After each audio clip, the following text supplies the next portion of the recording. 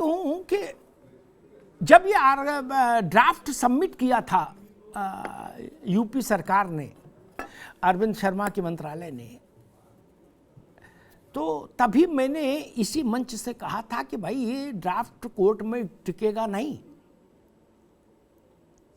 Cartoon network देखते हुए अधिकारियों ने मार्किंग कर दी क्या रिजर्वेशन की, कि ये वार्ड इसको दे दो, ये वार्ड इसको आरक्षित कर दो, ये उसको कर दो, ये इसको कर दो। ऐसे थोड़ा नहीं होगा।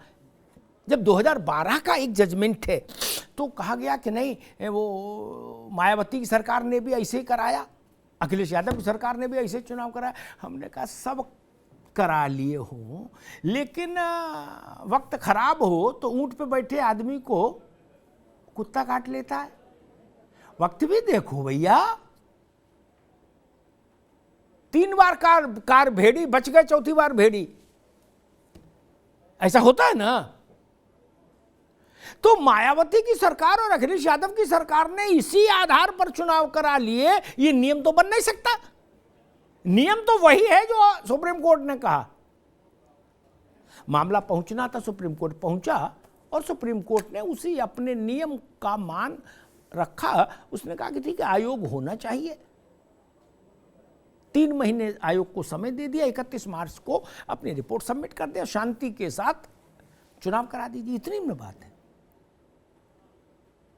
संविधान प्रदत्त आरक्षण में किसी भी ढंग का झोल झाल होना ही नहीं चाहिए, ना अधिकारी की गलती से, ना नेता की गलती से, ना सरकार की गलती से, किसी की गलती से नहीं। उसका संदेश खराब जाता है।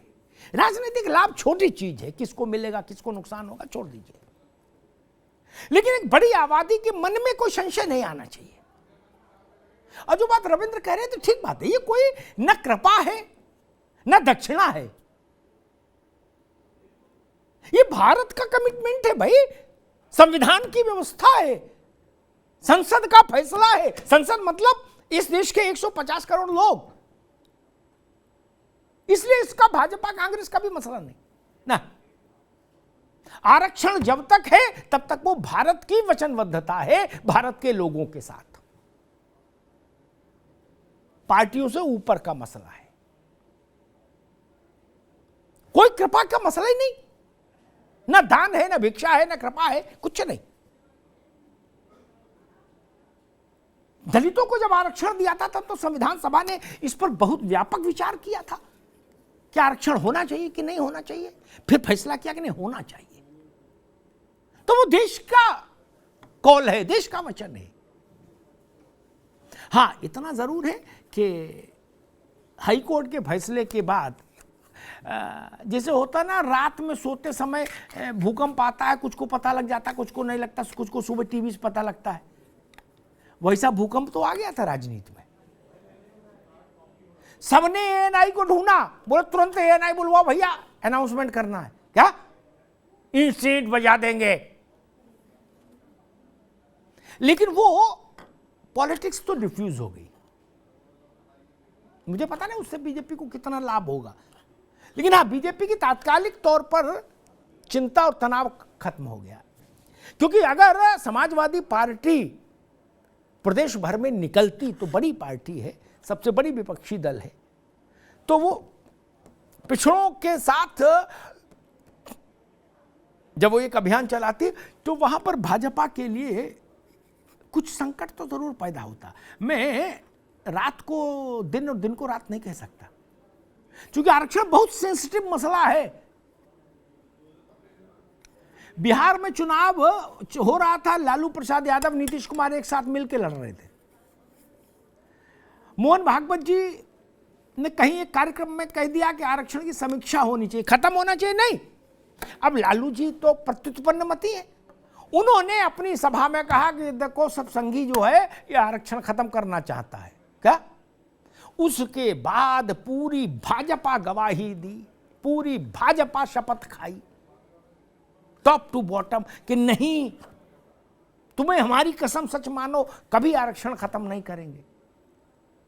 लेकिन तब तक शीशे में बाल पड़ चुका था।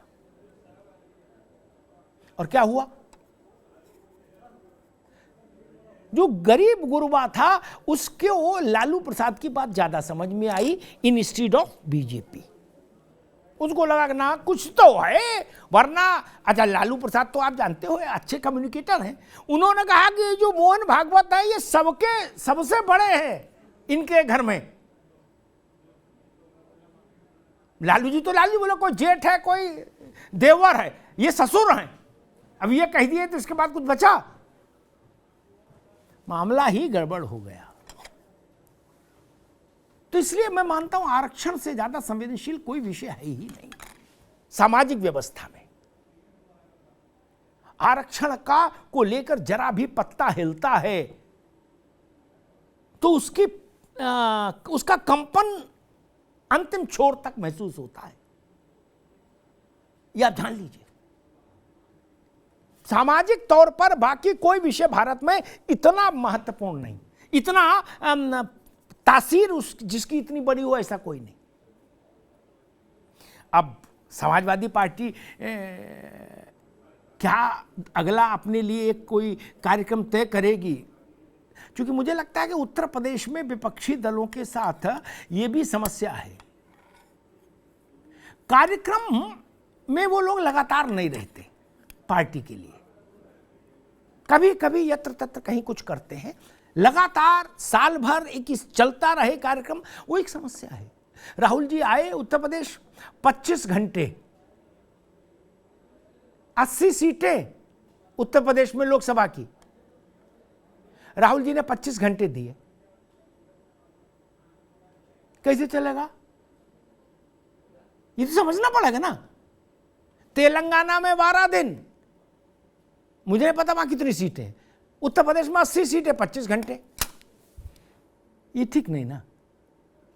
जमीन पर रहना होगा। और रविंद्र पटेल जी और बाकी सबसे मैं यही कहूंगा, संघर्ष करिए तो टीवी अखबार छोड़िए, जिसको वोट देना है ना उसे दिख जाएगा तो आपको मोक्ष हो जाएगा। टीवी अखबार छोड़िए, चूल्हे में जाने दीजिए।